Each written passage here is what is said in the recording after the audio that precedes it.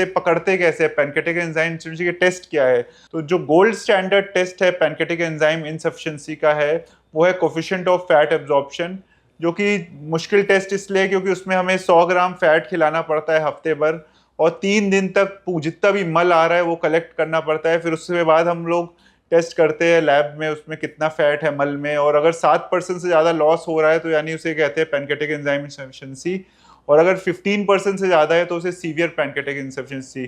तो ये टेस्ट करना मुश्किल है, इसीलिए कई आसान टेस्ट भी आए हैं। सिंपल हम लोग ब्लड पैरामीटर से पता कर सकते हैं पेशेंट को पैनक्रियाटिक इनसफिशिएंसी है कि नहीं, उससे अंदेशा मिल सकता है, जैसे उसका हीमोग्लोबिन कम है, एल्बुमिन कम है, प्री एल्बुमिन कम है, रेटिनॉल बाइंडिंग प्रोटीन कम है। ये सब इनडायरेक्ट एविडेंस है। एक टेस्ट और होता है जिसे हम फीकल इलास्टेस टेस्ट कहते हैं। फीकल इलास्टेस क्या होता है, नॉर्मल पैनक्रियाज इलास्टेस एंजाइम प्रोड्यूस करता है, इंटेस्टाइन से होता हुआ हमारे मल में या स्टूल में आ जाता है। तो नॉर्मली अगर पैनक्रियाज सही फंक्शन कर रहा है तो नॉर्मल वैल्यूज आती है, यानी जो होती है मोर देन 200। तो 15 से कम है तो बहुत ही तगड़ी आपको पैनक्रियाटिक एंजाइम इनसफिशिएंसी है, मोर देन 200 है तो रूल्स आउट। 15 से 200 है तो फिर हम इमेजिंग का सहारा लेते हैं अल्ट्रासाउंड सीटी स्कैन में और देखते हैं पैनक्रियाज की कैसी मॉर्फोलॉजी है।